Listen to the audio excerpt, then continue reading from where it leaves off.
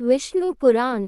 ओम श्री मन्नारायणाय नमः। षष्ठांश। पहला अध्याय। कलिधर्म निरूपण। श्री मैत्रेय जी बोले, हे महामुने, आपने सृष्टि रचना, वंश परंपरा और मनवंतरों को स्थितिका तथा वंशों के चरित्रों का विस्तार से वर्णन किया। अब मैं आपसे कल्पांत में होने वाले महाप्रलय नामक संसार के उपसंहार का यथावत वर्णन सुनना चाहता हूँ। श्री पराशर जी बोले, हे मैत्रेय, कल्पांत के समय प्राकृत प्रलय में जिस प्रकार जीवों का उपसंहार होता है, वह सुनो हे द्विजोत्तम।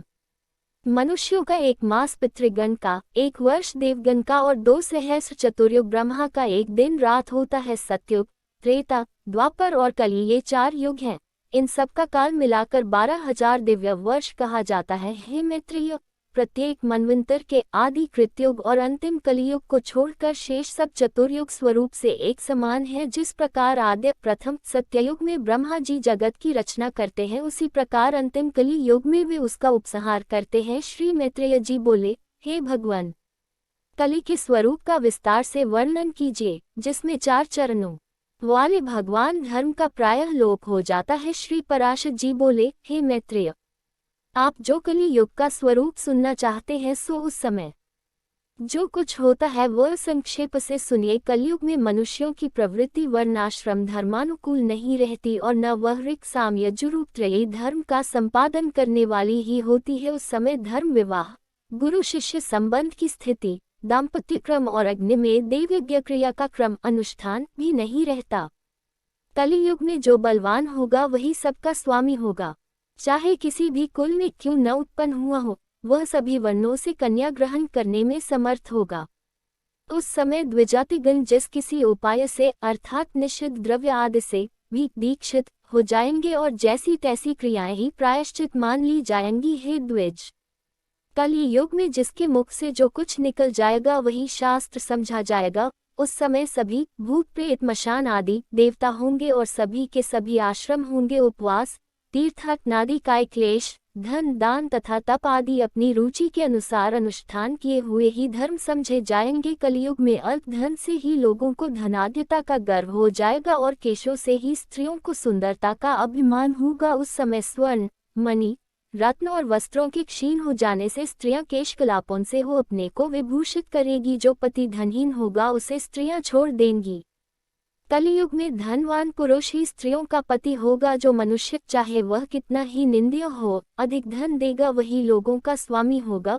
उस समय स्वामित्व का कारण संबंध नहीं होगा और न कुलीनता ही उसका कारण होगी। कली में सारा द्रव्य संग्रह घर बनाने में ही समाप्त हो जाएगा, दान पुण्यादि में नहीं, बुद्धि धन संचय में ही लगी रहेगी, आत्मज्ञान में नहीं, तथा सारी संपत्ति अपने उपभोग में ही नष्ट होगी। उससे अतिथि सत्कार आदि न होगा। कलिकाल में स्त्रियां सुंदर पुरुष की कामना से स्वेच्छाचारिणी होंगी तथा पुरुष न्यायोपार्जित धन के इच्छुक होंगे। हे द्विज, कलियुग में अपने सुहृदों की प्रार्थना करने पर भी लोग एक एक दमड़ी के लिए भी स्वार्थ हानि नहीं करेंगे। कली में ब्राह्मणों के साथ शूद्र आदि समानता का दावा करेंगे और दूध देने के कारण ही गौ का सम्मान होगा। उस समय संपूर्ण प्रजा क्षुधा की व्यथा से व्याकुल हो प्रायः अनावृष्टि के भय से सदा आकाश की ओर दृष्टि लगाए रहेगी। मनुष्य अन्न का अभाव होने से तपस्वियों के समान केवल कंद, मूल और फल आदि के सहारे ही रहेंगे तथा अनावृष्टि के कारण दुखी होकर आत्मघात करेंगे। कलियुग के असमर्थ लोग सुख और आनंद के नष्ट हो जाने से प्रायः सर्वदा दुर्भिक्ष तथा क्लेश ही भोगेंगे। कली के आने पर लोग बिना स्नान किए ही भोजन करेंगे, अग्नि, देवता और अतिथि का पूजा न करेंगे और न पिंडोदक क्रिया ही करेंगे। उस समय की स्त्रियां विषयलोलुप,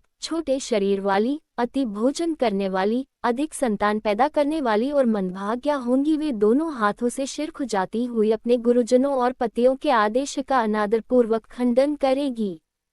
कलियुग स्त्रियां अपना ही पेट पालने में तत्पर, शुद्ध चित्त वाली, शारीरिक शौच से हीन तथा कटु और मिथ्या भाषण करने वाली होंगी। उस समय की कुलांगनाएं निरंतर दुष्चरित्र पुरुषों की इच्छा रखने वाली एवं दुराचारिणी होंगी तथा पुरुषों के साथ सद्व्यवहार करेगी। ब्रह्मचारी गण वैदिक व्रत आदि से हीन रहकर ही वेदाध्ययन करेंगे तथा गृहस्थगण न तो हवन करेंगे और न सत्पात्र को उचित दान ही देंगे। वानप्रस्थ वन के कंदमूलादि छोड़कर ग्राम्य भोजन स्वीकार करेंगे और संन्यास ब्रजवासी अपने मित्रादि के स्नेह बंधन में ही बंधे रहेंगे। कलयुग के आने पर राजा लोग प्रजा की रक्षा नहीं करेंगे, बल्कि कर लेने के बहाने प्रजा का ही धन छीनेंगे।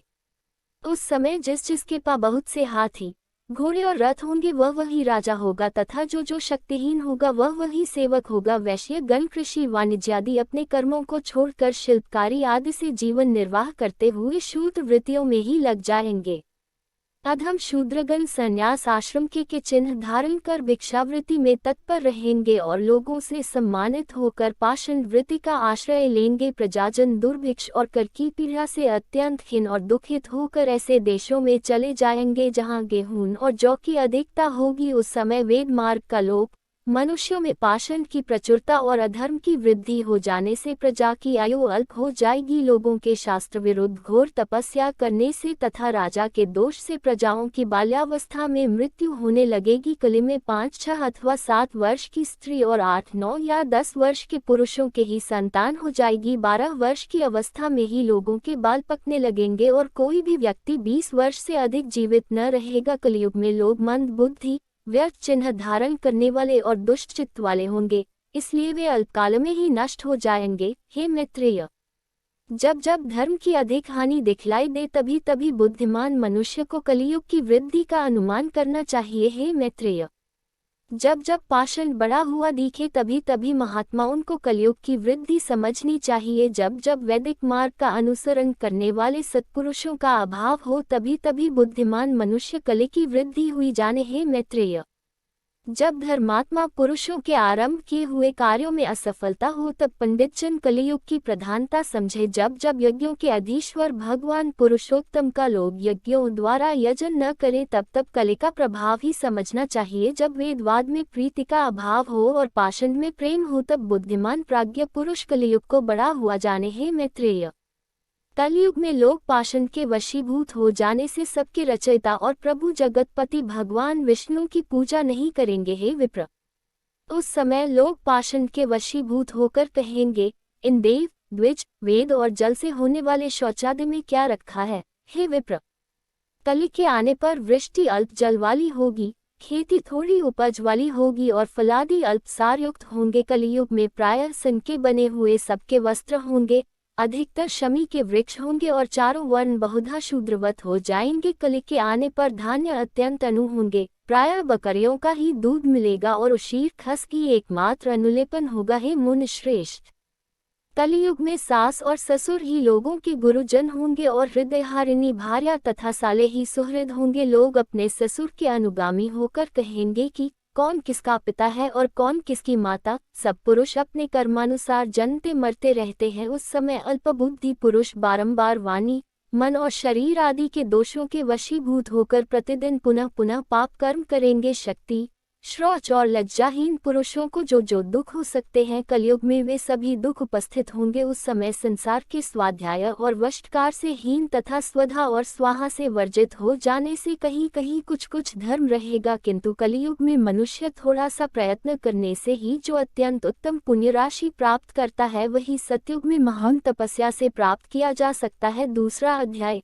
श्री व्यास जी द्वारा कलयुग, शूद्र और स्त्रियों का महत्व वर्णन। श्री पराशर जी बोले, हे महाभाग, इसी विषय में महामति व्यासदेव ने जो कुछ कहा है वह मैं यथावत वर्णन करता हूँ, सुनो। एक बार मुनियों में परस्पर पुण्य के विषय में यह वार्तालाप हुआ कि किस समय में थोड़ा सा पुण्य भी महान फल देता है और कौन उसका सुखपूर्वक अनुष्ठान कर सकते हैं। हे मैत्रेय, वे समस्त मुनि श्रेष्ठ इस संदेह का निर्णय करने के लिए महामुनि व्यास जी के पास यह प्रश्न पूछने गए। हे द्विज, वहां पहुंचने पर उन मुनिजनों ने मेरे पुत्र महाभाग व्यास जी को गंगा जी में आधा स्नान किए देखा। वे महर्षि गण व्यास जी के स्नान कर चुकने की प्रतीक्षा में उस महानदी के तट पर वृक्षों के तले बैठे रहे। उस समय गंगा जी में डुबकी लगाए मेरे पुत्र व्यास ने जल से उठकर उन मुनिजनों के सुनते हुए कलियुग ही श्रेष्ठ है, शूद्र ही श्रेष्ठ है, यह वचन कहा। ऐसा कहकर उन्होंने फिर जल में गोता लगाया और फिर उठकर कहा, शूद्र तुम ही श्रेष्ठ हो, तुम ही धन्य हो। यह कहकर वे महामुनि फिर जल में मग्न हो गए और फिर खड़े होकर बोले, स्त्रियां ही साधु हैं, वे ही धन्य हैं, उनसे अधिक धन्य और कौन है। तदनंतर जब मेरे महाभाग पुत्र व्यास जी स्नान करने के अनंतर नियमानुसार नित्य कर्म से निवृत्त होकर आए तो वे मुनिजन उनके पास पहुँचे। वहां आकर जब वे यथा योग्य अभिवादन के अनंतर आसनों पर बैठ गए तो सत्यवती नंदन व्यास जी ने उनसे पूछा, आप लोग कैसे आए हैं? तब मुनियों ने उनसे कहा, हम लोग आपसे एक संदेह पूछने के लिए आए थे, किंतु इस समय उसे तो जाने दीजिए। एक और बात हमें बतलाइए भगवान।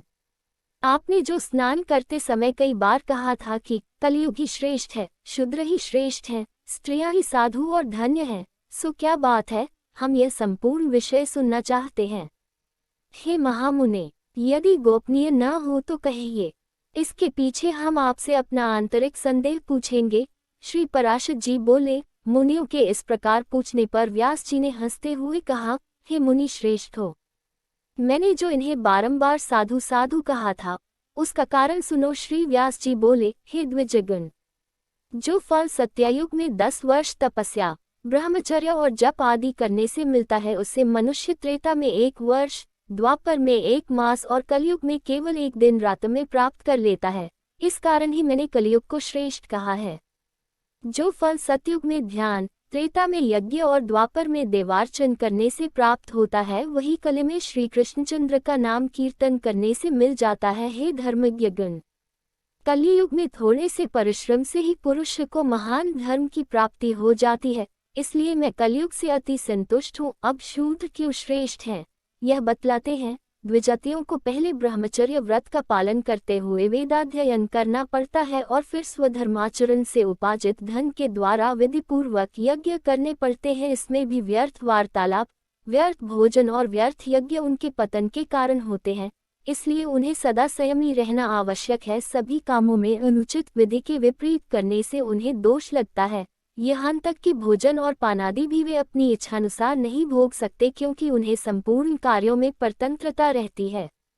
हे द्विजगण, इस प्रकार वे अत्यंत क्लेश से पुण्यलोकों को प्राप्त करते हैं, किंतु जिसे केवल मंत्रहीन पाक यज्ञ का ही अधिकार है वह शूद्र द्विजों की सेवा करने से ही सद्गति प्राप्त कर लेता है, इसलिए वह अन्य जातियों की अपेक्षा धन्यतर है। हे मुनिशार्दुलो, शूद्रक भक्ष्य अथवा प्यापे का कोई नियम नहीं है, इसलिए मैंने उसे साधु कहा है। अब स्त्रियों को किस लिए श्रेष्ठ कहा यह बतलाते हैं। पुरुषों को अपने धर्मानुकूल प्राप्त किए हुए धन से ही सर्वदा सुपात्र को दान और विधिपूर्वक यज्ञ करना चाहिए। हे द्विजोत्तमगण, इस द्रव्य के उपार्जन तथा रशन में महान क्लेश होता है और उसको अनुचित कार्य में लगाने से भी मनुष्यों को जो कष्ट भोगना पड़ता है वह मालूम ही है। इस प्रकार हे द्विजोत्तमो, पुरुषगण इन तथा ऐसे ही अन्य कष्ट साध्य उपायों से क्रमशः प्राजापत्य आदि शुभ लोकों को प्राप्त करते हैं, किंतु स्त्रियां तो तन मन वचन से पति की सेवा करने से ही उनकी हितकारिणी होकर पति के समान शुभ लोकों को अनायास ही प्राप्त कर लेती हैं, जो कि पुरुषों को अत्यंत परिश्रम से मिलते हैं। इसीलिए मैंने तीसरी बार यह कहा था कि स्त्रियां साधु हैं। हे विप्रगण, मैंने आप लोगों से यह अपने साधुवाद का रहस्य कह दिया।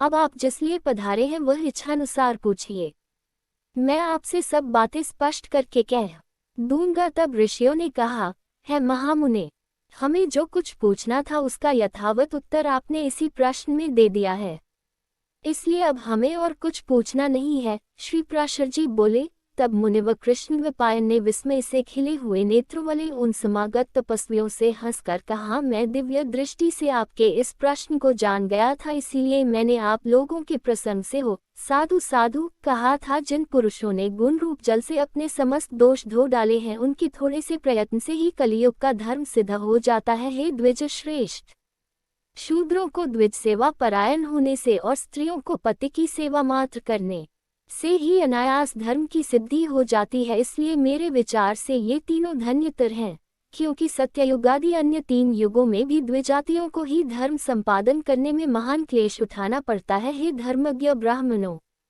इस प्रकार आप लोगों का जो अभिप्राय था वह मैंने आपके बिना पूछे ही कह दिया, अब और क्या करूं? श्री पराशर जी बोले, तदनंतर उन्होंने व्यास जी का पूजन कर उनकी बारंबार प्रशंसा की और उनके कथनानुसार निश्चय कर जहाँ से आए थे वहाँ चले गए। हे महाभाग मैत्रेय जी, आपसे भी मैंने यह रहस्य कह दिया। इस अत्यंत दुष्ट कलयुग में यही एक महान गुण है कि इस युग में केवल कृष्णचंद्र का नाम संकीर्तन करने से ही मनुष्य परम पद प्राप्त कर लेता है। अब आपने मुझसे जो संसार के उपसंहार, प्राकृत प्रलय और अवान्तर प्रलय के विषय में पूछा था वह भी सुनाता हूँ। षष्ठांश, तीसरा अध्याय, निमेषादि कालमान तथा नैमित्तिक प्रलय का वर्णन। श्री पराशर जी बोले, संपूर्ण प्राणियों का प्रलय नैमित्तिक, प्राकृतिक और आत्यंतिक तीन प्रकार का होता है। उनमें से जो कल्पांत में ब्रह्म प्रलय होता है वह नैमित्तिक, जो मोक्ष नामक प्रलय है वह आत्यंतिक और जो द्वापरार्ध के अंत में होता है वह प्राकृत प्रलय कहलाता है। श्री मैत्रेय जी बोले, भगवान आप मुझे परार्ध की संख्या बतलाइए जिसको दो न करने से प्रकृत प्रलय का परिणाम जाना जा सके। श्री पराशर जी बोले, हे द्विज, 1 से लेकर क्रमशः 10 गुण गिनते गिनते जो 18वीं बार गिनी जाती है वह संख्या परार्ध कहलाती है। हे द्विज, इस परार्ध की दूनी संख्या वाला प्राकृत प्रलय है। उस समय यह संपूर्ण जगत अपने कारण अव्यक्त में लीन हो जाता है। मनुष्य का निमेष ही एक मात्रा वाले अक्षर के उच्चारण काल के समान परिमाण वाला होने से मात्रा कहलाता है। उन 15 निमेषों की एक काष्ठा होती है और 30 काष्ठा की एक कला कही जाती है। 15 कला एक नादिका का प्रमाण है। वह नादिका 12.5 पल तांबे के बने हुए जल के पात्र से जानी जा सकती है। मगधदेश या माप से वह पात्र जलप्रस्थ कहलाता है। उसमें 4 अंगुल लंबी 4 मासे की सुवर्ण शलाका से छिद्र किया रहता है। उसके छिद्र को ऊपर करके जल में डुबो देने से जितनी देर में वह पात्र भर जाए उतने ही समय का एक नादिका समझना चाहिए। हे द्विजसुतम, ऐसी 2 नादिकाओं का एक मुहूर्त होता है। 30 मुहूर्त का एक दिन रात होता है तथा इतने 30 ही दिन रात का एक मास होता है। 12 मास का एक वर्ष होता है। देवलोक में यही एक दिन रात होता है। ऐसे 360 वर्षों देवताओं का एक वर्ष होता है। ऐसे 12,000 दिव्य वर्षों का एक चतुर्युग होता है और 1,000 चतुर्युग का ब्रह्मा का एक दिन होता है। हे महामुने, यही एक कल्प है। इसमें 14 मनु बीत जाते हैं। हे मैत्रेय, इसके अंत में ब्रह्मा का नैमित्तिक प्रलय होता है। हे मैत्रेय, सुनो, मैं उस नैमित्तिक प्रलय का अत्यंत भयानक रूप वर्णन करता हूँ।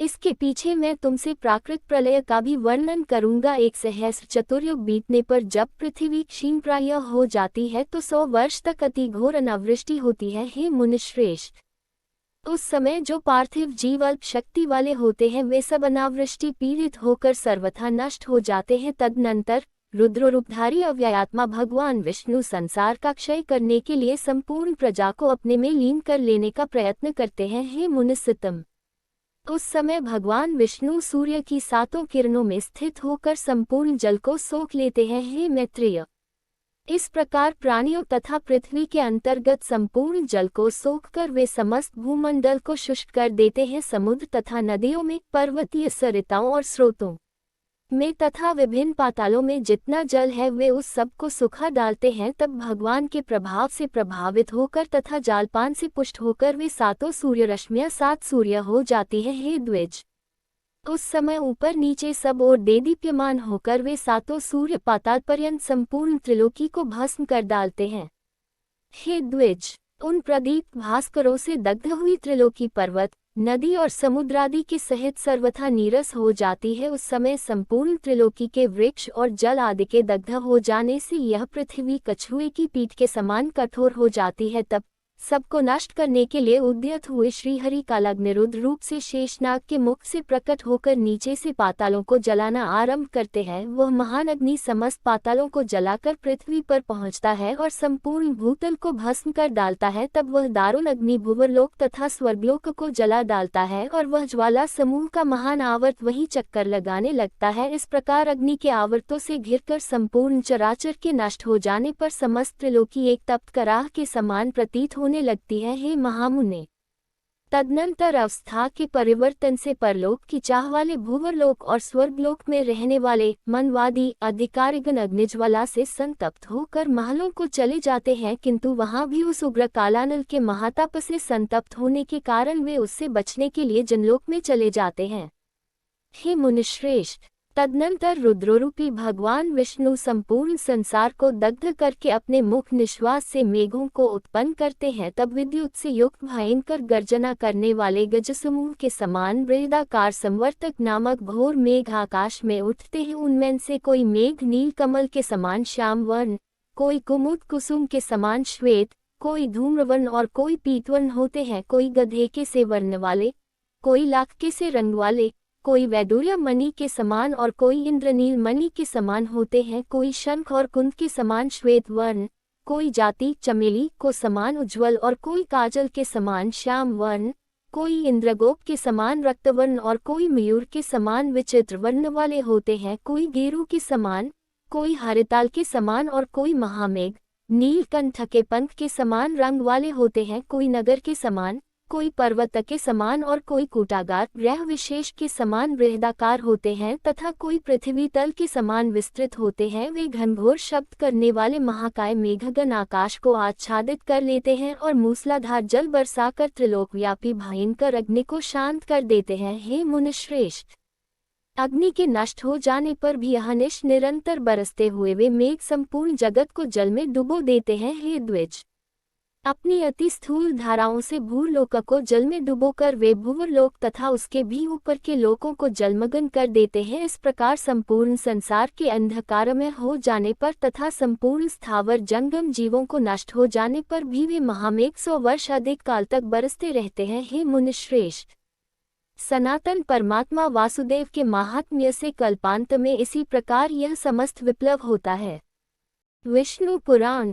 ओम श्री मन्नारायणाय नमः। षष्ठांश, चौथा अध्याय, प्राकृत प्रलय का वर्णन। श्री पराशर जी बोले, हे महामुने, जब जल सप्तर्षियों के स्थान को भी पार कर जाता है तो यह संपूर्ण त्रिलोकी एक महासमुद्र के समान हो जाती है। हे मैत्रेय, तदनंतर भगवान विष्णु के मुख निश्वास से प्रकट हुआ वायु उन मेघों को नष्ट करके पुनः 100 वर्ष तक चलता रहता है। फिर जनलोक निवासी संकादि सिद्ध गण स्तुत और ब्रह्मलोक को प्राप्त हुए मुमुक्षुओं से ध्यान किए जाते हुए ब्रह्मूर्तिधारी, सर्वभूतमय, अचिंत्य, अनादि, जगत के आदि कारण, आदिकर्ता, भूतभावन, मधुसूदन भगवान हरि विश्व के संपूर्ण वायु को पीकर अपनी दिव्य मायारूपिणी योग निद्रा का आश्रय ले अपने वासुदेवात्मक स्वरूप का चिंतन करते हुए उस महासमुद्र में शेषा पर शयन करते हैं। हे मैत्रेय, इस प्रलय के होने में ब्रह्मा रूपधारी भगवान हरि का शयन करना ही निमित्त है, इसलिए यह नैमित्तिक प्रलय कहलाता है। जिस समय सर्वात्मा भगवान विष्णु जागते रहते हैं उस समय संपूर्ण संसार की चेष्टाएं होती रहती हैं और जिस समय वे अच्युत माया रूपी शैया पर सो जाते हैं उस समय संसार भी लीन हो जाता है। जिस प्रकार ब्रह्मा जी का दिन 1000 चतुर्युग का होता है उसी प्रकार संसार के 91 रूप हो जाने पर उनकी रात्रि भी उतनी ही बड़ी होती है। उस रात्रि का अंत होने पर अजन्मा भगवान विष्णु जागते हैं और ब्रह्मा रूप धारण कर,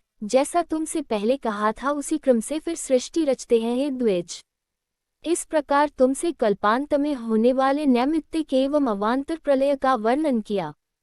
अब दूसरे प्राकृत प्रलय का वर्णन सुनो। हे मुने, अनावृष्टि आदि के संयोग से संपूर्ण लोक और निखिल पाताल के नष्ट हो जाने पर तथा भगवद इच्छा से उस प्रलय काल के उपस्थित होने पर जब महत्व से लेकर पृथ्वी आदि पंच विशेष पर्यंत संपूर्ण विकार क्षीण हो जाते हैं तो प्रथम जल पृथ्वी के गुणगंध को अपने में लीन कर लेता है।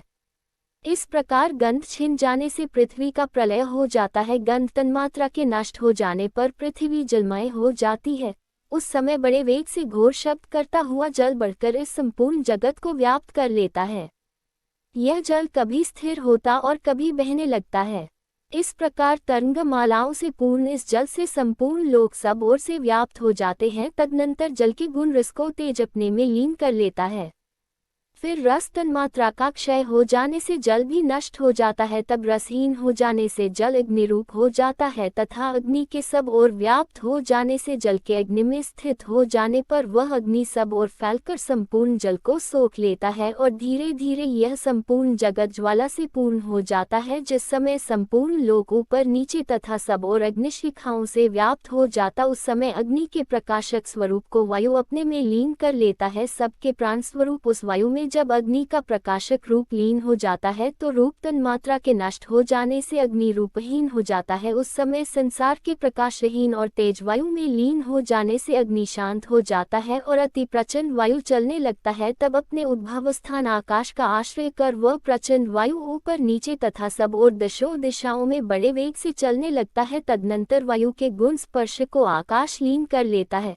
तब वायु शांत हो जाता है और आकाश आवरणहीन हो जाता है। उस समय रूप, रस, स्पर्श, गंध तथा आकार से रहित अत्यंत महान एक आकाश ही सबको व्याप्त करके प्रकाशित होता है। उस समय चारों ओर से गोल छिद्र स्वरूप शब्द लक्षण आकाश ही शेष रहता है और वह शब्द मात्र आकाश सबको आच्छादित किए रहता है।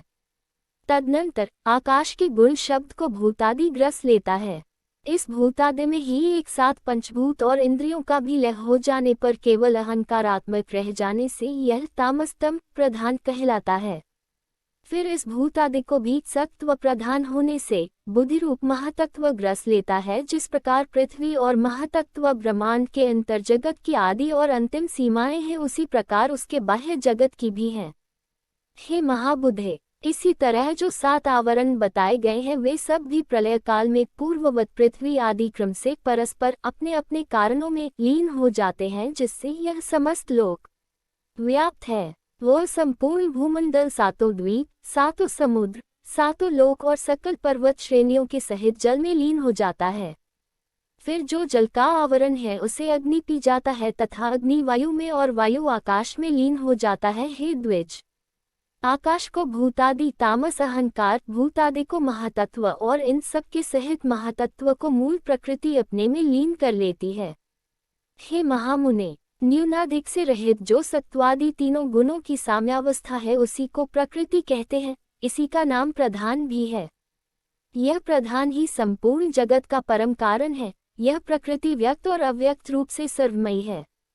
हे मैत्रेय, इसीलिए अव्यक्त में व्यक्त रूप लीन हो जाता है। इससे पृथक जो एक शुद्ध अक्षर नित्य और सर्वव्यापक पुरुष है वह भी सर्वभूत परमात्मा का अंश ही है। जिस सत्तामात्र स्वरूप आत्मा देहादि संघात से पृथक रहने वाले ज्ञानात्मा एवं ज्ञातव्य सर्वेश्वर में नाम और जाति आदि की कल्पना नहीं है, वही सबका परम आश्रय परब्रह्म परमात्मा है और वही ईश्वर है।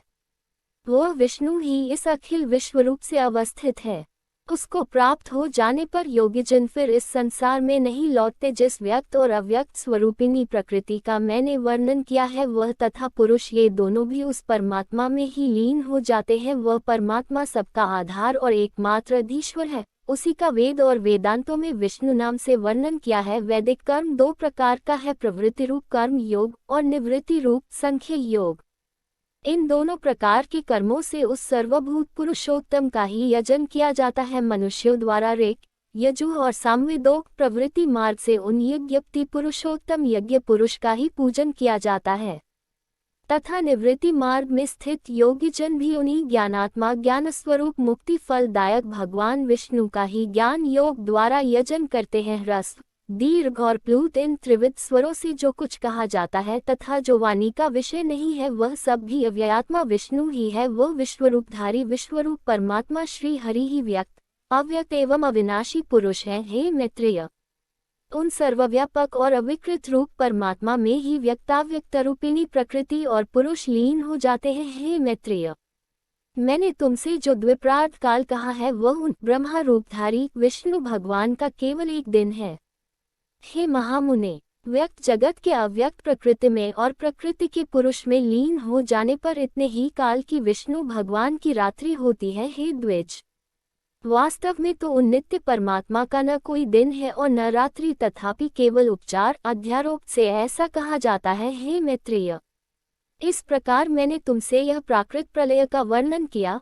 अब तुम आत्यंतिक प्रलय का वर्णन और सुनो। षष्ठंश 5वां अध्याय आध्यात्मिक आदि त्रिविध तापों का वर्णन, भगवान तथा वासुदेव शब्दों की व्याख्या और भगवान के पारमार्थिक स्वरूप का वर्णन। श्री पराशर जी बोले, हे मैत्रेय, आध्यात्मिक, आधिदैविक और आधिभौतिक तीनों तापों को जानकर ज्ञान और वैराग्य उत्पन्न होने पर पंडित जन आत्यंतिक प्रलय प्राप्त करते हैं। आध्यात्मिक ताप शारीरिक और मानसिक 2 प्रकार के होते हैं। उनमें शारीरिक ताप के भी कितने ही भेद हैं, वह सुनो। शिरोरोग, प्रतिशायक, पीनिस, ज्वर, शूल, भागंदर, गुल्म, अर्श, बवासीर, शोथ, सूजन, श्वास, दमा, छर्दी तथा नेत्र रोग, अतिसार और कुष्ठ आदि शारीरिक कष्ट भेद से दैहिक ताप के कितने ही भेद हैं।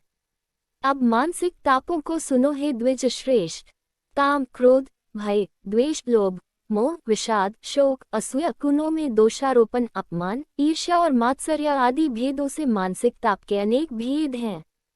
ऐसे ही नाना प्रकार के भेदों से युक्त ताप को आध्यात्मिक कहते हैं। मनुष्यों को जो दुख मृग, पक्षी, मनुष्य, पिशाच, सर्प, राक्षस और सरीसृप, बिच्छू आदि से प्राप्त होता है, उसे आधिभौतिक कहते हैं तथा हे द्विजवर, शीत, उष्ण, वायु, वर्षा, जल और विद्युत आदि से प्राप्त हुए दुख को श्रेष्ठ पुरुष आदि दैविक कहते हैं हे मुनिश्रेष्ठ।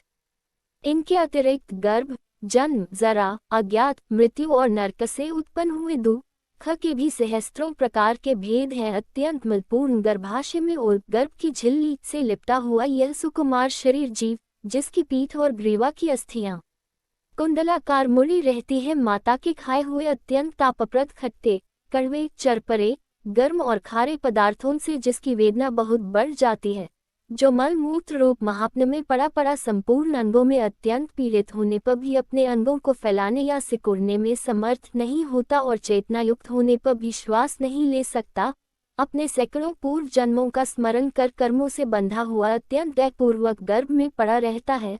उत्पन्न होने के समय उसका मुख मल, मूत्र, रक्त और वीर्य आदि में लिपटा रहता है और उसके संपूर्ण अस्थि बंधन प्राजापत्य गर्भ को संकुचित करने वाली वायु से अत्यंत पीड़ित होते हैं। प्रबल प्रसूति वायु उसका मुख नीचे को कर देती है और वह आतुर होकर बड़े क्लेश के साथ माता के गर्भाशय से बाहर निकल पाता है। हे मुनिसत्तम, उत्पन्न होने के अनंतर बाह्य वायु का स्पर्श होने से अत्यंत मूर्छित होकर वह बेसुध हो जाता है। उस समय वह जीव दुर्गंधयुक्त फोड़े में से गिरे हुए किसी कंटक विद्ध अथवा आरे से चीरे हुए कीड़े के समान पृथ्वी पर गिरता है। उसे स्वयं खुजलाने अथवा करवट लेने की भी शक्ति नहीं रहती।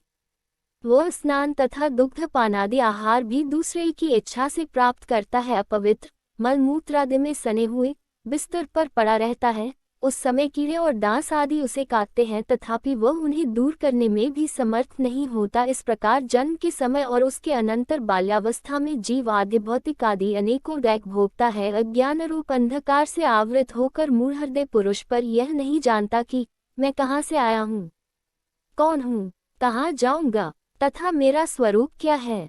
मैं किस बंधन से बंधा हुआ हूँ, इस बंधन का क्या कारण है, अथवा यह कारण ही प्राप्त हुआ है।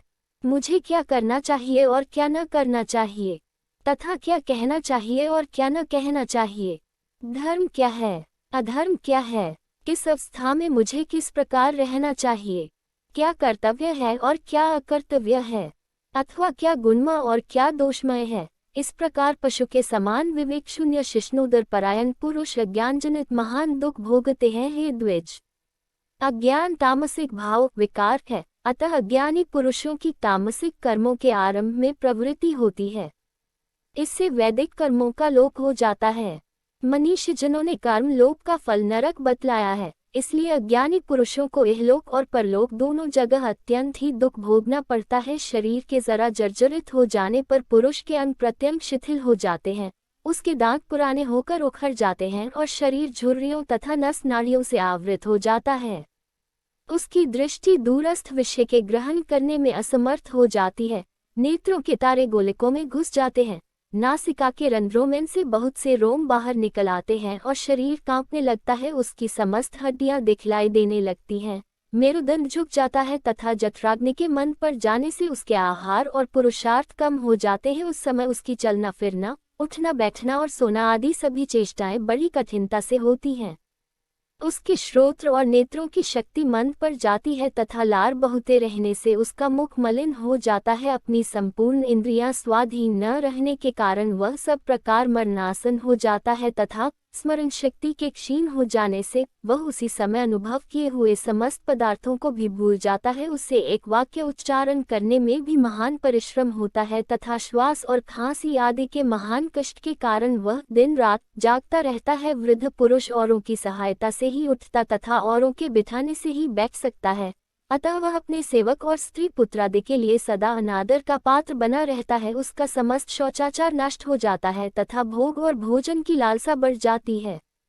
उसके परिजन भी उसकी हंसी उड़ाते हैं और समस्त बंधुजन उससे उदासीन हो जाते हैं। अपनी युवावस्था की चेष्टाओं को अन्य जन में अनुभव की हुई सुस्मरण करके वह अत्यंत संतापवश दीर्घ निश्वास छोड़ता रहता है। इस प्रकार वृद्धावस्था में ऐसे ही अनेकों दैख अनुभव कर उसे मरण काल में जो कष्ट भोगने पड़ते हैं वे भी सुनो। उसके कंठ और हाथ पैर शिथिल पड़ जाते, शरीर में अत्यंत कंप छा जाता है, उसे बार बार ग्लानि होती और कभी कुछ चेतना भी आ जाती है। उस समय वह अपने हिरण्य, सोना, धान्य, पुत्र, स्त्री, भृत्य और ग्रह आदि के प्रति इन सब का क्या होगा, इस प्रकार अत्यंत ममता से व्याकुल हो जाता है।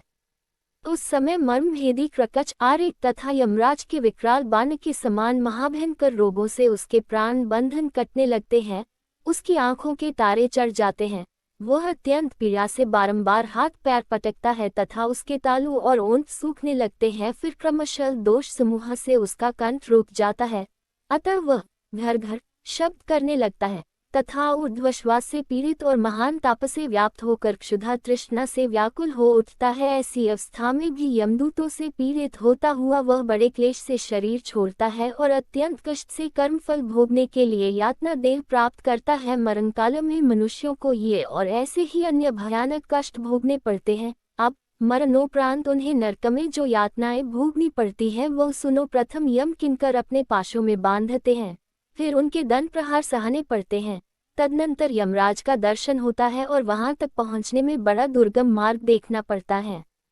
हे द्विज, फिर तप्त बालुका, अग्नि यंत्र और शस्त्रादि से महाभयंकर नरकों में जो यातनाएं भोगनी पड़ती है वे अत्यंत असह्य होती है। आरे से चीरे जाने, मूस में तपाए जाने, कुल्हाड़ी से काटा जाने, भूमि में गाड़े जाने, शूली पर चढ़ाए जाने, सिंह के मुख में डाले जाने, गिद्धों के नोचने, हाथियों से दलित होने, तेल में पकाए जाने, खारे दलदल में फंसने, ऊपर ले जाकर नीचे गिराए जाने और क्षेपण यंत्र द्वारा दूर फेंके जाने से नरक निवासियों को अपने पाप कर्मों के कारण जो जो कष्ट उठाने पड़ते हैं उनकी गणना नहीं हो सकती है। द्विज श्रेष्ठ, केवल नर में ही दैख हों सो बात नहीं है। स्वर्ग में भी पतन के भय से डरे हुए क्षय की आशंका वाले उस जीव को कभी शांति नहीं मिलती। नरक अथवा स्वर्ग भोग के अनंतर बार बार वह गर्भ में आता है और जन्म ग्रहण करता है तथा फिर कभी गर्भ में ही नष्ट हो जाता है और कभी जन्म लेते ही मर जाता है। जो उत्पन्न हुआ है वह जन्मते ही बाल्यावस्था में,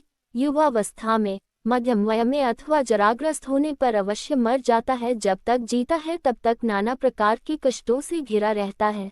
जिस तरह की कपास का बीज तंतु उनके कारण सूत्रों से घिरा रहता है, द्रव्य के उपार्जन, रशन और नाश में तथा इष्ट मित्रों के विपत्तिग्रस्त होने पर भी मनुष्यों को अनेकों दुख उठाने पड़ते हैं। हे मैत्रेय, मनुष्यों को जो जो वस्तुएं प्रिय हैं वे भी दुःखरूपी वृक्ष का बीज हो जाती है। स्त्री, पुत्र, मित्र, अर्थ, ग्रह, क्षेत्र और धन आदि से पुरुषों को जैसा दुख होता है वैसा सुख नहीं होता। इस प्रकार सांसारिक दुख रूप सूर्य के ताप से जिनका अंतःकरण तप्त हो रहा है उन पुरुषों को मोक्ष रूपी वृक्ष की घनी छाया को छोड़कर और कहाँ सुख मिल सकता है।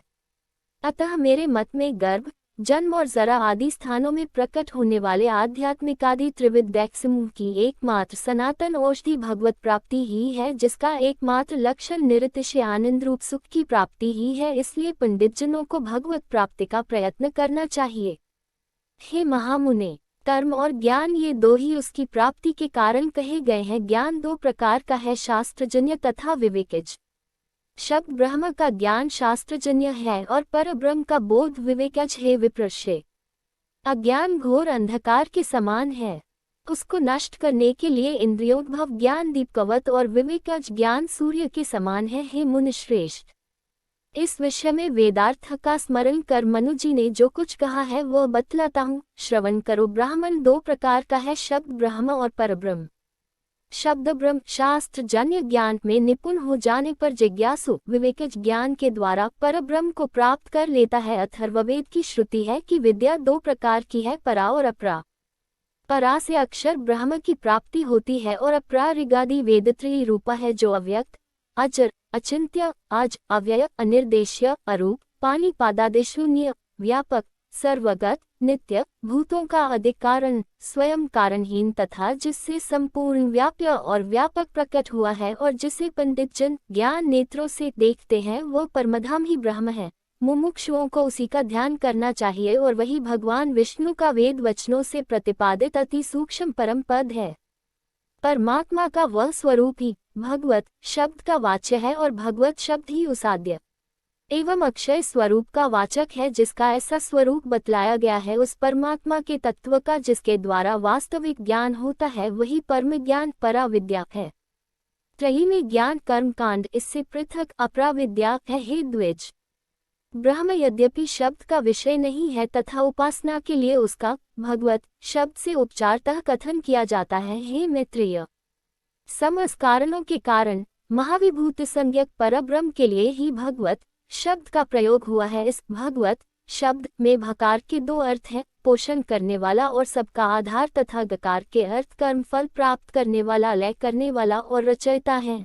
संपूर्ण ऐश्वर्य, धर्म, यश, श्री, ज्ञान और वैराग्य इन छह का नाम भग है। उस अखिल भूतात्मा में समस्त भूतगण निवास करते हैं और वह स्वयं भी समस्त भूतों में विराजमान है, इसलिए वह अव्यय परमात्मा की वकार का अर्थ है। हे मैत्रेय, इस प्रकार यह महान भगवान शब्द परब्रह्म स्वरूप श्री वासुदेव का ही वाचक है, किसी और का नहीं। पूज्य पदार्थों को सूचित करने के लक्षण से युक्त इस भगवान शब्द का परमात्मा में मुख्य प्रयोग है तथा औरों के लिए गौण, क्योंकि जो समस्त प्राणियों के उत्पत्ति और नाश, आना और जाना तथा विद्या और अविद्या को जानता है वही भगवान कहलाने योग्य है। त्याग करने योग्य त्रिविध गुण और उनके क्लेश आदि को छोड़कर ज्ञान, शक्ति, बल, ऐश्वर्य, वीर्य और तेज आदि सद्गुण ही भगवत शब्द के वाच्य हैं। उन परमात्मा में ही समस्त भूत बसते हैं और वे स्वयं भी सबके आत्मा रूप से सकल भूतों में विराजमान है, इसलिए उन्हें वासुदेव भी कहते हैं। पूर्व काल में खांडिक्य जनक के पूछने पर केशिध्वज ने उनसे भगवान अनंत के वासुदेव नाम की यथार्थ व्याख्या इस प्रकार की थी। प्रभु समस्त भूतों में व्याप्त हैं और संपूर्ण भूत भी उन्हीं में रहते हैं तथा वे ही संसार के रचयिता और रक्षक हैं, इसलिए वे वासुदेव कहलाते हैं। हे मुने, वे सर्वात्मा समस्त आवरणों से परे हैं। वे समस्त भूतों की प्रकृति के विकार तथा गुण और उनके कार्य आदि दोषों से विलक्षण हैं। पृथ्वी और आकाश के बीच में जो कुछ स्थित है वह सब उनसे व्याप्त है। वे संपूर्ण कल्याण गुणों के स्वरूप हैं। उन्होंने अपनी माया शक्ति के लेश मात्र से ही संपूर्ण प्राणियों को व्याप्त किया है और वे अपनी इच्छा से स्वमनोनुकूल महान शरीर धारण कर समस्त संसार का कल्याण साधन करते हैं। वे तेज, बल, ऐश्वर्य, महाविज्ञान, वीर्य और शक्ति आदि गुणों की एकमात्र राशि हैं, प्रकृति आदि से भी परे हैं और उन परावरेश्व में अविद्यादि संपूर्ण क्लेशों का अत्यंता भाव है। वे ईश्वर ही समष्टि और व्यष्ट रूप हैं। वे ही व्यक्त और अव्यक्त स्वरूप हैं। वे ही सबके स्वामी, सबके साक्षी और सब कुछ जानने वाले हैं तथा उन्हीं सर्वशक्तिमान का परमेश्वर संज्ञा है, जिसके द्वारा वे निर्दोष, विशुद्ध, निर्मित और एक रूप परमात्मा देखे या जाने जाते हैं। उसी का नाम ज्ञान पराविद्या है और जो इसके विपरीत है वही अज्ञान अपराविद्या है। षष्ठ अंश छठा अध्याय केशिध्वज और खांडिक्य की कथा। श्री पराशर जी बोले, वे पुरुषोत्तम स्वाध्याय और संयम द्वारा देखे जाते हैं। ब्रह्म की प्राप्ति का कारण होने से ये भी ब्रह्म ही कहलाते हैं। स्वाध्याय से योग का और योग से स्वाध्याय का आश्रय करे। इस प्रकार स्वाध्याय और योग रूप संपत्ति से परमात्मा प्रकाशित ज्ञान के विषय होते हैं। ब्रह्म स्वरूप परमात्मा को मां समय चक्षुओं से नहीं देखा जा सकता।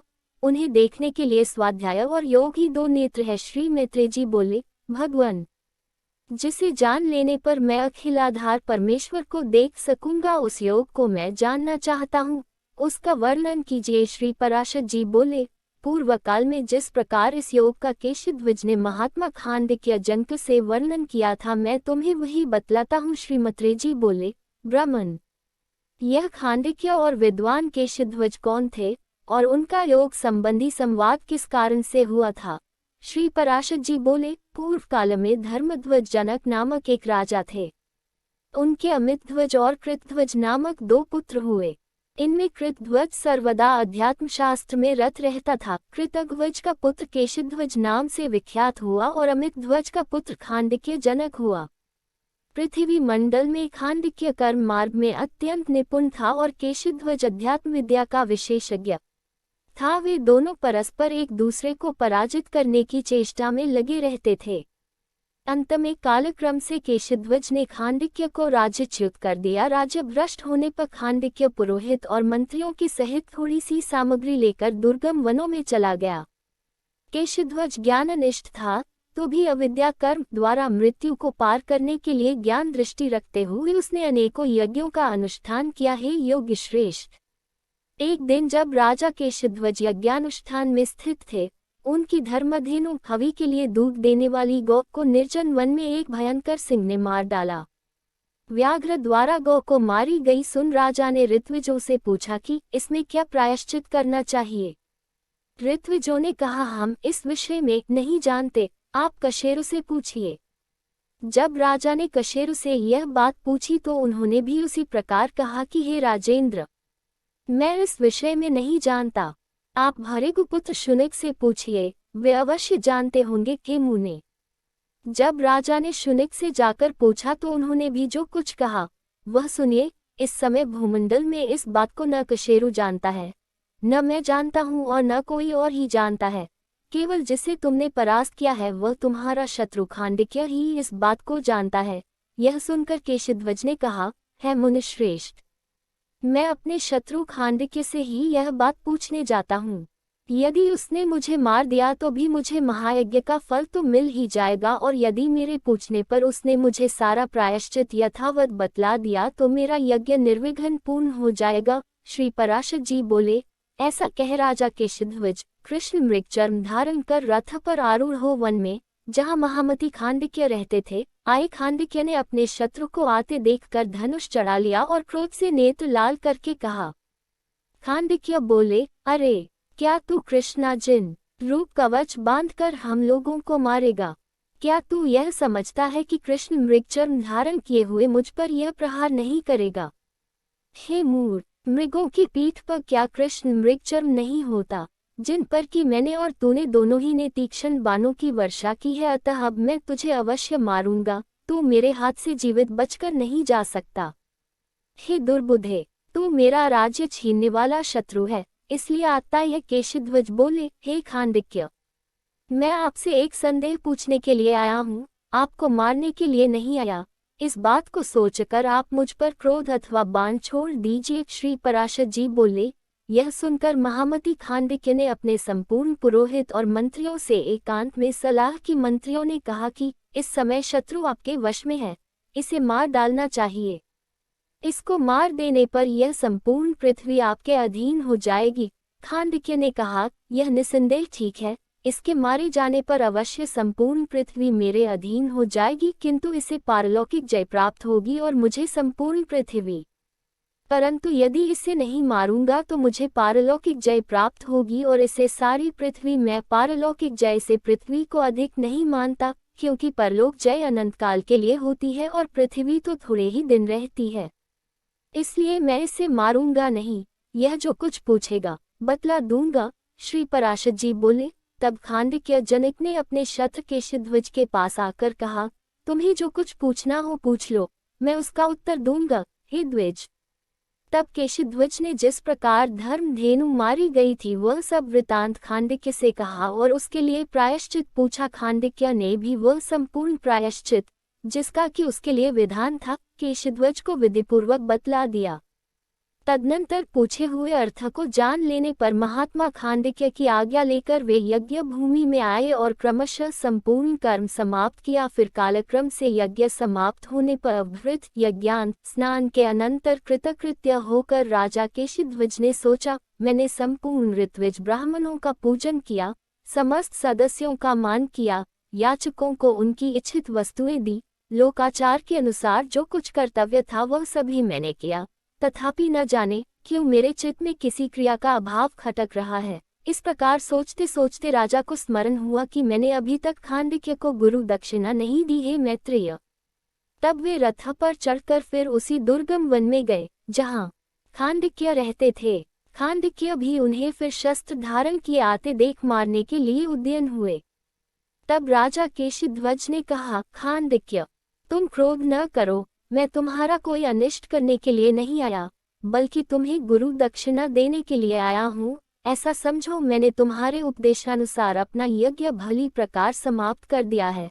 अब मैं तुम्हें गुरु दक्षिणा देना चाहता हूँ, तुम्हें जो इच्छा हो मांग लो। श्री पराशर जी बोले। तब खांडक्य ने फिर अपने मंत्रियों से परामर्श किया कि यह मुझे गुरु दक्षिणा देना चाहता है, मैं इससे क्या मांगूं? मंत्रियों ने कहा, आप इससे संपूर्ण राज्य मांग लीजिए। बुद्धिमान लोग शत्रुओं से अपनी सैनिकों को कष्ट दिए बिना राज्य ही मांगा करते हैं। तब महामती राजा खांडक्य ने उनसे हंसते हुए कहा, मेरे जैसे लोग कुछ ही दिन रहने वाला राज्य पद कैसे मांग सकते हैं? यह ठीक है, आप लोग स्वार्थ साधन के लिए ही परामर्श देने वाले हैं, किंतु परमार्थ क्या और कैसा है, इस विषय में आपको विशेष ज्ञान नहीं है। श्री पराशर जी बोले। यह कहकर राजा खांडक्य केशध्वज के पास आए और उनसे कहा, क्या तुम मुझे अवश्य गुरु दक्षिणा दोगे? जब केशध्वज ने कहा कि मैं अवश्य दूंगा, तो खांडक्य बोले, आप अध्यात्म ज्ञान रूप परमार्थ विद्या में बड़े कुशल है, सो यदि आप मुझे गुरु दक्षिणा देना ही चाहते हैं तो जो कर्म समस्त क्लेशों की शांति करने में समर्थ हो वह बतलाइए। विष्णु पुराण। ओम श्री मन्नारायणाय नमः। षष्ठांश 7वां अध्याय ब्रह्मयोग का निर्णय। केशध्वज बोले, क्षत्रियों को तो राज्य प्राप्ति से अधिक प्रिय और कुछ भी नहीं होता, फिर तुमने मेरा निष्कंटक राज्य क्यों नहीं मांगा? खांडक्य बोले, हे केशध्वज, मैंने जिस कारण से तुम्हारा राज्य नहीं मांगा वह सुनो। इन राज्यादि की आकांक्षा तो मूर्खों को हुआ करती है। क्षत्रियों का धर्म तो यही है कि प्रजा का पालन करें और अपने राज्य के विरोधियों का धर्म युद्ध से वध करे। शक्तिहीन होने के कारण यदि तुमने मेरा राज्य हरण कर लिया है, तो असमर्थता वश प्रजापालन न करने पर भी मुझे कोई दोष न होगा, किंतु राज्याधिकार होने पर यथावत प्रजापालन न करने से दोष का भागी होना पड़ता है।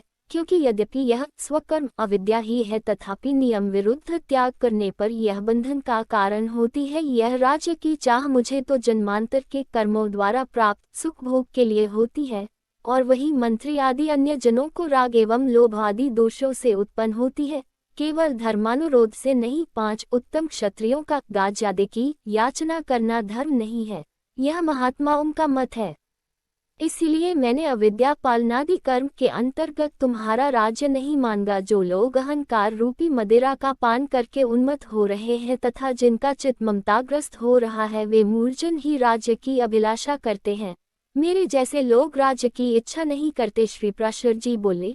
तब राजा केशध्वज ने प्रसन्न होकर खांडक्य जनक को साधुवाद दिया और प्रीतिपूर्वक कहा, मेरा वचन सुनो, मैं अविद्या द्वारा मृत्यु को पार करने की इच्छा से ही राज्य तथा विविध यज्ञों का अनुष्ठान करता हूँ और नाना भोगों द्वारा अपने पुण्यों का क्षय कर रहा हूँ। हे कुलनंदन, बड़े सौभाग्य की बात है कि तुम्हारा मन विवेक संपन्न हुआ है। अतः तुम अविद्या का स्वरूप सुनो। संसार वृक्ष की बीजभूता यह अविद्या 2 प्रकार की है, अनात्मा में आत्मबुद्धि और जो अपना नहीं है उसे अपना मानना। यह कुमति जीव मोहरूपी अंधकार से आवृत होकर इस पंचभूतात्मक देह में मैं और मेरापन का भाव करता है, जबकि आत्मा आकाश, वायु, अग्नि, जल और पृथ्वी आदि से सर्वथा पृथक है। तो कौन बुद्धिमान व्यक्ति शरीर में आत्मबुद्धि करेगा, और आत्मा के देह से परे होने पर भी देह के उपभोग्य ग्रह क्षेत्रादि को कौन प्राज्ञ पुरुष अपना मान सकता है? इस प्रकार इस शरीर के अनात्मा होने से इसे उत्पन्न हुए पुत्र पौत्रादि में भी कौन विद्वान अपनापन करेगा? मनुष्य सारे कर्म देह के ही उपभोग के लिए करता है, किंतु जबकि यह देह अपने से पृथक है, तो वे कर्म केवल बंधन देहोत्पत्ति के ही कारण होते हैं। जिस प्रकार मिट्टी के घर को जल और मिट्टी से लीपते पोतते हैं, उसी प्रकार यह पार्थिव शरीर भी मृत्तिका, मृण्मय अन्न और जल की सहायता से ही स्थिर रहता है। यदि यह पंचभूतात्मक शरीर 5 भौतिक पदार्थों से पुष्ट होता है, तो इसमें पुरुष ने क्या भोग किया? यह जीव अनेक सहस्र जन्मों तक सांसारिक भोगों में पंगे रहने से उन्हीं की वासना रूपी धूल से आच्छादित हो जाने के कारण केवल मोह रूपी श्रम को ही प्राप्त होता है। जिस समय ज्ञान रूपी गर्म जल से उसकी वह धूली धो दी जाती है, तब इस संसार पथ के पथिक का मोह रूपी श्रम शांत हो जाता है। मोह श्रम के शांत हो जाने पर पुरुष स्वस्थ चित हो जाता है और निरतिशय एवं निर्बाध परम निर्वाण पद प्राप्त कर लेता है। यह ज्ञानमय निर्मल आत्मा निर्वाण स्वरूप ही है। दुख आदि जो अज्ञातमय धर्म है वे प्रकृति के हैं, आत्मा के नहीं है राजन। जिस प्रकार स्थाली बटलोई के जल का अग्नि से संयोग नहीं होता तथापि स्थाली के संसिक से ही उसमें खोलने के शब्द आदि धर्म प्रकट हो जाते हैं, उसी प्रकार प्रकृति के संसिक से ही आत्मा अहंकार आदि से दूषित होकर प्राकृत धर्मों को स्वीकार करता है। वास्तव में तो वह अव्ययात्मा उनसे सर्वथा पृथक है। इस प्रकार मैंने तुम्हें यह अविद्या का बीज बतलाया। इस अविद्या से प्राप्त हुए क्लेशों को नष्ट करने वाला योग से अतिरिक्त और कोई उपाय नहीं है। खांडक्य बोले, हे योगवेताओं में श्रेष्ठ महाभाग केशध्वज, तुम निम्नवंश में योग शास्त्र के मर्मज्ञ हो, अतः उस योग का वर्णन करो। केशध्वज बोले, हे खांडक्य, जिसमें स्थित होकर ब्रह्म में लीन हुए मुनिजन फिर स्वरूप से च्युत नहीं होते, मैं उस योग का वर्णन करता हूँ। श्रवण करो। मनुष्य के बंधन और मोक्ष का कारण केवल मन ही है। विषय का संग करने से वह बंधनकारी और विषय शून्य होने से मोक्ष कारक होता है। अतः विवेक का ज्ञान संपन्न मुनि अपने चित्त को विषयों से हटाकर मोक्ष प्राप्ति के लिए ब्रह्म स्वरूप परमात्मा का चिंतन करे। जिस प्रकार अयस्कांत मणि अपनी शक्ति से लोहे को खींचकर अपने में संयुक्त कर लेता है, उसी प्रकार ब्रह्म चिंतन करने वाले मुनि को परमात्मा स्वभाव से ही स्वरूप में लीन कर देता है। आत्मज्ञान के प्रयत्नभूत यम नियम आदि की अपेक्षा रखने वाली जो मन की विशिष्ट गति है, उसका ब्रह्म के साथ संयोग होना ही योग कहलाता है। जिसका योग इस प्रकार के विशिष्ट धर्म से युक्त होता है वह मुमुक्षु योगी कहा जाता है। जब मुमुक्षु पहले योगाभ्यास करता है तो उसे योगयुक्त योगी कहते हैं, और जब उसे परब्रह्म की प्राप्ति हो जाती है तो वह विनिष्पन्न समाधि कहलाता है। यदि किसी विघ्नवश उस योगयुक्त योगी का चित्त दूषित हो जाता है तो जन्मांतर में भी उसी अभ्यास को करते रहने से वह मुक्त हो जाता है। विनिष्पन्न समाधि योगी तो योगाग्नि से कर्म समूह के भस्म हो जाने के कारण उसी जन्म में थोड़े ही समय में मोक्ष प्राप्त कर लेता है। योगी को चाहिए कि अपने चित्त को ब्रह्म चिंतन के योग्य बनाता हुआ ब्रह्मचर्य, अहिंसा, सत्य, अस्तेय और अपरिग्रह का निष्काम भाव से सेवन करे, संयत चित्त से स्वाध्याय, शौच, संतोष और तप का आचरण करे तथा मन को निरंतर परब्रह्म में लगाता रहे। ये 5 यम और नियम बतलाए गए हैं। इनका सकौम आचरण करने से पृथक पृथक फल मिलते हैं और निष्काम भाव से सेवन करने से मोक्ष प्राप्त होता है। यति को चाहिए कि भद्रासनादि आसनों में किसी एक का अवलंबन कर यम नियम आदि गुणों से युक्त हो योगाभ्यास करे। अभ्यास के द्वारा जो प्राणवायु को वश में किया जाता है उसे प्राणायाम समझना चाहिए। वह सबीज ध्यान तथा मंत्र पाठ आदि आलंबन युक्त और निर्बीज निरालंब भेद से 2 प्रकार का है। सद्गुरु के उपदेश से जब योगी प्राण और अपान वायुवारा एक दूसरे का निरोध करता है तो क्रमशः रेचक और पूरक नामक 2 प्राणायाम होते हैं, और इन दोनों का एक ही समय संयम करने से कुंभक नामक दूसरा प्राणायाम होता है। हे द्विजोत्तम, जब योगी सबीज प्राणायाम का अभ्यास आरंभ करता है तो उसका आलंबन भगवान अनंत का हिरण्यगर्भ आदि स्थूल रूप होता है। तदनंतर वह प्रत्याहार का अभ्यास करते हुए शब्दादि विषय में अनुरक्त हुई अपनी इंद्रियों को रोककर अपने चित्त की अनुगामिनी बनाता है। ऐसा करने से अत्यंत चंचल इंद्रियां उसके वशीभूत हो जाती हैं।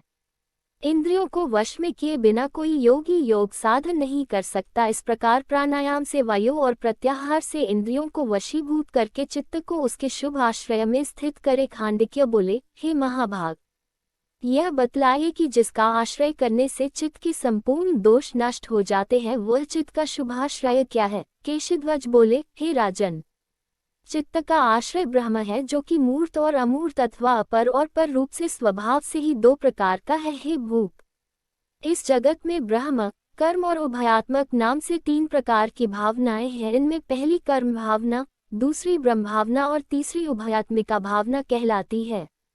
इस प्रकार ये त्रिविध भावनाएं हैं। सनंद नादि मुनिजन ब्रह्म भावना से युक्त हैं और देवताओं से लेकर स्थावर जंगम पर्यंत समस्त प्राणी कर्म भावना युक्त हैं तथा स्वरूप विषयक बोध और स्वर्ग आदि विषयक अधिकार से युक्त हिरण्यगर्भ आदि में ब्रह्मा कर्मयुग्यात्मिका भावना है। हे राजन, जब तक विशेष ज्ञान के हेतु कर्मशील नहीं होते तभी तक अहंकारादि भेद के कारण भिन्न दृष्टि रखने वाले मनुष्यों को ब्रह्म और जगत की भिन्नता प्रतीत होती है, जिसमें संपूर्ण भेद शांत हो जाते हैं। जो सत्ता मात्र और वाणी का अविषय है तथा स्वयं ही अनुभव करने योग्य है, वही ब्रह्म ज्ञान कहलाता है। वही परमात्मा विष्णु का अरूप नामक परम रूप है, जो उनके विश्वरूप से विलक्षण है। हे राजन, योगाभ्यासी जन पहले पहल उस रूप का चिंतन नहीं कर सकते, इसलिए उन्हें श्रीहरि के विश्व में स्थूल रूप का ही चिंतन करना चाहिए। हिरण्यगर्भ, भगवान वासुदेव, प्रजापति, मरुत, वसु, रुद्र, सूर्य, तारे, ग्रहगण, गंधर्व, यक्ष और दैत्य आदि समस्त देव योनियां तथा मनुष्य, पशु, पर्वत, समुद्र, नदी, वृक्ष, संपूर्ण भूत एवं प्रधान से लेकर विशेष तन्मात्रा पर्यंत उनके कारण तथा चेतन, अचेतन, एक, दो अथवा अनेक चरणों वाले प्राणी और बिना चरणों वाले जीव, ये सब भगवान हरि के भावनात्रयात्मक मूर्त रूप है। यह संपूर्ण चराचर जगत परब्रह्म स्वरूप भगवान विष्णु का उनकी शक्ति से संपन्न विश्व नामक रूप है। विष्णु शक्ति परा है, क्षेत्रज्ञ नामक शक्ति अपरा है और कर्म नाम की तीसरी शक्ति अविद्या कहलाती है। हे राजन, इस अविद्या शक्ति से आवृत होकर वह सर्वगामिनी क्षेत्रज्ञ शक्ति सब प्रकार के अति विस्तृत सांसारिक कष्ट भोगा करती है। हे भूपाल, अविद्या शक्ति से तिरोहित रहने के कारण ही क्षेत्रज्ञ शक्ति संपूर्ण प्राणियों में तारतम्य से दिखलाई देती है। वह सबसे कम जड़ पदार्थों में है, उनसे अधिक वृक्ष पर्वतादि स्थावरों में, स्थावरों से अधिक सरीसृपादि में और उनसे अधिक पक्षियों में है, पक्षियों से मृगों में और मृगों से पशुओं में वह शक्ति अधिक है तथा पशुओं की अपेक्षा मनुष्य भगवान की उस क्षेत्रज्ञ शक्ति से अधिक प्रभावित है। मनुष्यों से नाग, गंधर्व और यक्ष आदि समस्त देवगणों में, देवताओं से इंद्र में, इंद्र से प्रजापति में और प्रजापति से हिरण्यगर्भ में उस शक्ति का विशेष प्रकाश है। हे राजन, ये संपूर्ण रूप उस परमेश्वर के ही शरीर है, क्योंकि ये सब आकाश के समान उनकी शक्ति से व्याप्त हैं। हे महामते, विष्णु नामक ब्रह्म का दूसरा अमृत आकारहीन रूप है, जिसका योगीजन ध्यान करते हैं और जिसे बुद्धजन सत कहकर पुकारते हैं। हे नृप, जिसमें कि ये संपूर्ण शक्तियां प्रतिष्ठित हैं, वही भगवान का विश्वरूप से विलक्षण द्वितीय रूप है। हे नरेश, भगवान का वही रूप अपनी लीला से देव, तिर्यक और मनुष्यादि की चेष्टाओं से युक्त सर्वशक्ति में रूप धारण करता है। इन रूपों में अप्रमेय भगवान की जो व्यापक एवं अव्याहत चेष्टा होती है, वह संसार के उपकार के लिए ही होती है, कर्मजन्य नहीं होती। हे राजन, योगाभ्यासी को आत्मशुद्धि के लिए भगवान विश्वरूप के उस सर्वपापनाशक रूप का ही चिंतन करना चाहिए। जिस प्रकार वायु स्थित अग्नि ऊंची ज्वालाओं से युक्त होकर शुष्क तृण समूह को जला डालता है, उसी प्रकार चित्त में स्थित हुए भगवान विष्णु योगियों के समस्त पाप नष्ट कर देते हैं। इसलिए संपूर्ण शक्तियों के आधार भगवान विष्णु में चित्त को स्थिर करे, यही शुद्ध धारणा है। हे राजन, तीनों भावनाओं से अतीत भगवान विष्णु ही योगीजनों की मुक्ति के लिए उनके स्वतः चंचल तथा किसी अनूठे विषय में स्थिर रहने वाले चित्त के शुभ आश्रय हैं। हे पुरुष सिंह, इसके अतिरिक्त मन के आश्रयभूत जो अन्य देवता आदि कर्म योनियां हैं, वे सब अशुद्ध है। भगवान का यह मूर्त रूप चित्त को अन्य आलंबनों से निष्प्रह कर देता है। इस प्रकार चित्त का भगवान में स्थिर करना ही धारणा कहलाती है। हे नरेंद्र, धारणा बिना किसी आधार के नहीं हो सकती, इसलिए भगवान के जिस मूर्त रूप का जिस प्रकार ध्यान करना चाहिए, वह सुनो, जो प्रसन्नवदन और कमलदल के समान सुंदर नेत्रों वाले हैं, सुंदर कपोल और विशाल भाल से अत्यंत सुशोभित हैं तथा अपने सुंदर कानों में मनोहर कुंडल पहने हुए हैं, जिनकी ग्रीवा शंख के समान और विशाल वक्षस्थल श्रीवत्स चिन्ह से सुशोभित है, जो तंगाकार त्रिवली तथा नीची नाभि वाले उदर से सुशोभित है, जिसकी लंबी लंबी 8 अथवा 4 भुजाएं हैं तथा जिनके जंघा एवं ऊरु समान भाव से स्थित हैं और मनोहर चरणारविंद सुघरता से विराजमान है, उन निर्मल पीतांबरधारी ब्रह्म स्वरूप भगवान विष्णु का चिंतन करे। हे राजन, किरीट, हार, केयूर और कटक आदि आभूषणों से विभूषित, शांग धनुष, शंख गदा, खड्ग, चक्र तथा अक्षमाला से युक्त, वरद और अभय युक्त हाथों वाले तथा अंगुलियों में धारण की हुई रत्नमयी मुद्रिका से शोभायमान भगवान के दिव्य रूप का योगी को अपना चित्त एकाग्र करके तन्मय भाव से तब तक चिंतन करना चाहिए जब तक यह धारणा दृढ़ न हो जाए। जब चलते फिरते, उठते बैठते अथवा स्वेच्छानुकूल कोई और कर्म करते हुए भी ध्येय मूर्ति अपने चित्त से दूर न हो तो इसे सिद्ध हुई माननी चाहिए। इसके दृढ़ होने पर बुद्धिमान व्यक्ति शंख, चक्र, गदा और शानगादे से रहित भगवान के स्फटिकाक्ष माला और यज्ञोपवीतधारी शांत स्वरूप का चिंतन करे। जब यह धारणा भी पूर्ववत स्थिर हो जाए तो भगवान के किरीट, केयूरादि आभूषणों से रहित रूप का स्मरण करे। तदनंतर विज्ञ पुरुष अपने चित्त में एक प्रधान अवयव विशिष्ट भगवान का हृदय से चिंतन करे। और फिर संपूर्ण अवयवों को छोड़कर केवल अवयवों का ध्यान करे।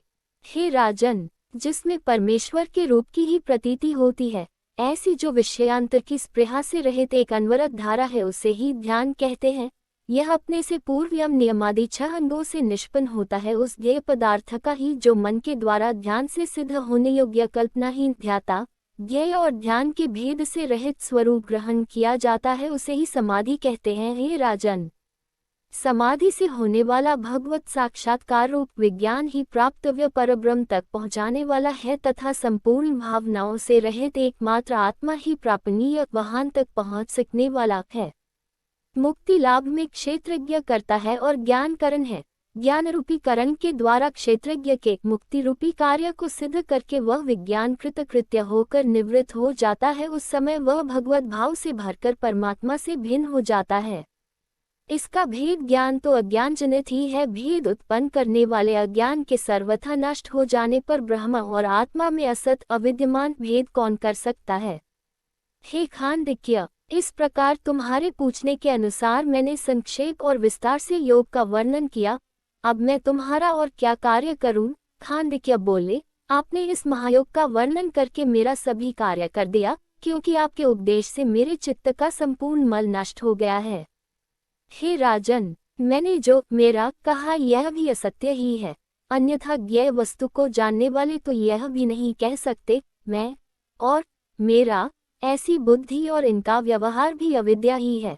परमार्थ तो कहने सुनने की बात नहीं है, क्योंकि वह वाणी का अविषय है। हे केशध्वज, आपने इस मुक्तिप्रद योग का वर्णन करके मेरे कल्याण के लिए सब कुछ कर दिया। अब आप सुखपूर्व के पधारिये। श्री पराशर बोले, हे ब्राह्मण, तदनंतर खांडिक्य से यथोचित रूप से पूजित हो राजा केशध्वज अपने नगर में चले आए तथा खांडिक्य भी अपने पुत्र को राज्य दे श्री गोविंद में चित्त लगाकर योग सिद्ध करने के लिए निर्जन वन को चले गए। वहां यमादि गुणों से युक्त होकर एकाग्र चित्त से ध्यान करते हुए राजा खांडिक्य विष्णु नामक निर्मल ब्रह्म में लीन हो गए। किंतु केशध्वज विदेह मुक्ति के लिए अपने कर्मों को क्षय करते हुए समस्त विषय भोगते रहे। उन्होंने फल की इच्छा न करके अनेकों शुभ कर्म किए। हे द्विज, इस प्रकार अनेकों कल्याणप्रद भोगों को भोगते हुए उन्होंने पाप और मर्ग प्रारब्ध कर्म का क्षय हो जाने पर तापत्रय को दूर करने वाली आत्यंतिक सिद्धि प्राप्त कर ली। षष्ठांश 8वां अध्याय शिष्य पंपरा महात्म्य और उपसंहार। श्री पराशर जी बोले, हे मैत्रेय, इस प्रकार मैंने तुमसे तीसरे आत्यंतिक प्रलय का वर्णन किया, जो सनातन ब्रह्म में लयरूप मोक्ष ही है। मैंने तुमसे संसार की उत्पत्ति, प्रलय, वंश, मनवंतर तथा वंशों के चरित्रों का वर्णन किया। हे मैत्रेय, मैंने तुम्हें सुनने के लिए उत्सुक देखकर यह संपूर्ण शास्त्रों में श्रेष्ठ, सर्वपाप विनाशक और पुरुषार्थ के प्रतिपादक वैष्णव पुराण सुना दिया। अब तुम्हें जो और कुछ पूछना हो पूछो, मैं तुम्हें सुनाऊंगा। श्री मैत्रेय जी बोले, भगवान, मैंने आपसे जो कुछ पूछा था वह सभी आप कह चुके और मैंने भी उसे श्रद्धा भक्ति पूर्वक सुना। अब मुझे और कुछ भी पूछना नहीं है। हे मुने, आपकी कृपा से मेरे समस्त संदेह निवृत्त हो गए और मेरा चित्त निर्मल हो गया तथा मुझे संसार की उत्पत्ति, स्थिति और प्रलय का ज्ञान हो गया। हे गुरु, मैं 4 प्रकार की राशि और 3 प्रकार की शक्तियां जान गया तथा मुझे त्रिविध भाव भावनाओं का भी सम्यक बोध हो गया। हे द्विज, आपकी कृपा से मैं जो जानना चाहिए वह भली प्रकार जान गया कि यह संपूर्ण जगत श्री विष्णु भगवान से भिन्न नहीं है, इसलिए अब मुझे अन्य बातों के जानने से कोई लाभ नहीं है। महामुने, आपके प्रसाद से मैं निसंदेह कृतार्थ हो गया, क्योंकि मैंने वर्ण धर्म आदि संपूर्ण धर्म और प्रवृत्ति तथा निवृत्ति रूप समस्त कर्म जान लिए।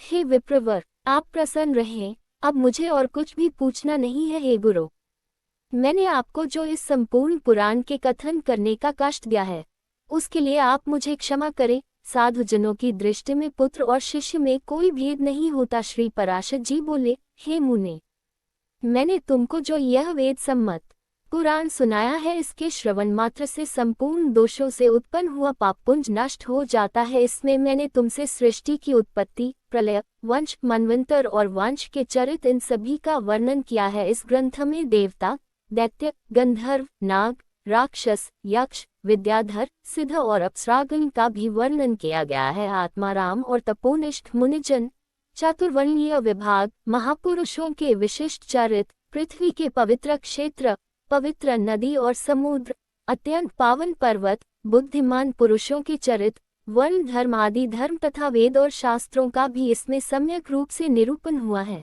जिनके स्मरण मात्र से मनुष्य समस्त पापों से मुक्त हो जाता है। जो अव्ययात्मा भगवान हरि संसार की उत्पत्ति, स्थिति और प्रलय के एकमात्र कारण है, उनका भी इसमें कीर्तन किया गया है, जिनके नाम का विवश होकर कीर्तन करने से भी मनुष्य समस्त पापों से इस प्रकार मुक्त हो जाता है जैसे सिंह से डरे हुए भेड़िए। हे मैत्रेय, जिनका भक्तिपूर्वक किया हुआ नाम संकीर्तन संपूर्ण धातुओं को पिघलाने वाले अग्नि के समान समस्त पापों का सर्वोत्तम विलायन लीन कर देने वाला है, जिनका एक बार भी स्मरण करने से मनुष्यों को नरक यातनाएं देने वाला अति उग्र कली कल्मश तुरंत नष्ट हो जाता है। हे द्विजोत्तम, हिरण्यगर्भ, देवेंद्र, रुद्र, आदित्य, अश्विनी कुमार, वायु, अग्नि, वसु, साध्य और विश्वदेव आदि देवगण, यक्ष, राक्षस, उर्व, सिद्धक, दैत्य, गंधर्व, दानव, अप्सरा, तारा, नक्षत्र, समस्त ग्रह, सप्तर्षि, लोक, लोकपाल, ब्राह्मण आदि मनुष्य, पशु, मृग, सरीसृप, विहंग,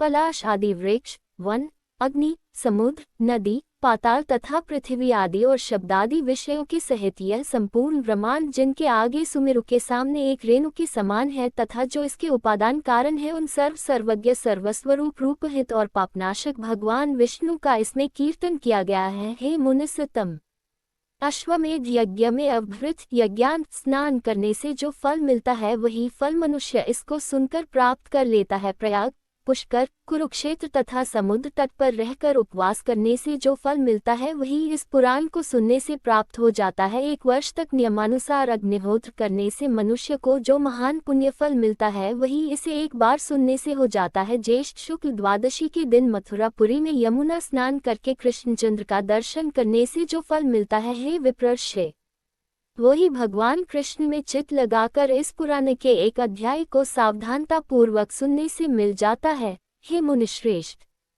ज्येष्ठ मास के शुक्ल पक्ष की द्वादशी को मथुरापुरी में उपवास करते हुए यमुना स्नान करके समाहित चित्त से श्री अच्युत का भली प्रकार पूजन करने से मनुष्य को अश्वमेध यज्ञ का संपूर्ण फल मिलता है। कहते हैं, अपने वंशजों द्वारा यमुना तट पर पिंडदान करने से उन्नति लाभ किए हुए अन्य पितरों की समृद्धि देखकर दूसरे लोगों के पितामहों ने अपने वंशजों को लक्ष्य करके इस प्रकार कहा था, क्या हमारे कुल में उत्पन्न हुआ कोई पुरुष ज्येष्ठ मास के शुक्ल पक्ष में द्वादशी तिथि को मथुरा में उपवास करते हुए यमुना जल में स्नान करके श्री गोविंद का पूजन करेगा, जिससे हम भी अपने वंशजों द्वारा उद्धार पाकर ऐसा परम ऐश्वर्य प्राप्त कर सकेंगे।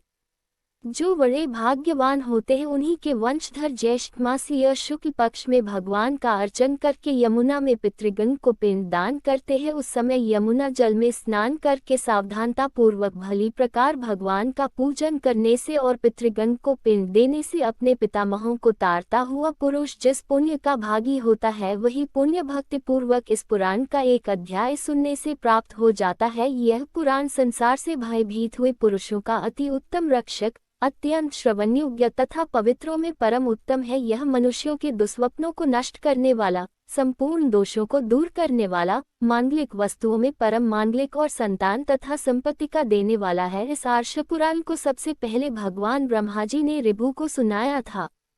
ऋभु ने प्रियव्रत को सुनाया और प्रियव्रत ने भागुरी से कहा, फिर इसे भागुरी ने स्तंभ मित्र को, स्तंभ मित्र ने दधीची को, दधीची ने सारस्वत को और सारस्वत ने भृगु को सुनाया तथा भृगु ने पुरुकुत्स से, पुरुकुत्स ने नर्मदा से और नर्मदा ने धृतराष्ट्र एवं पूरननाग से कहा। हे द्विज, इन दोनों ने यह पुराण नागराज वासुकी को सुनाया। वासुकी ने वत्स को, वत्स ने अश्वतर को, अश्वतर ने कंबल को और कंबल ने अलापुत्र को सुनाया।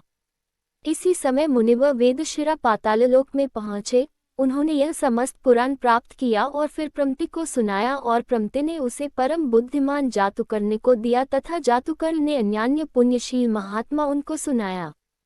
पूर्व जन्म में सारस्वत के मुख से सुना हुआ यह पुराण पुलस्त्य जी के वरदान से मुझे भी स्मरण रह गया, सो मैंने ज्यों का त्यों तुम्हें सुना दिया।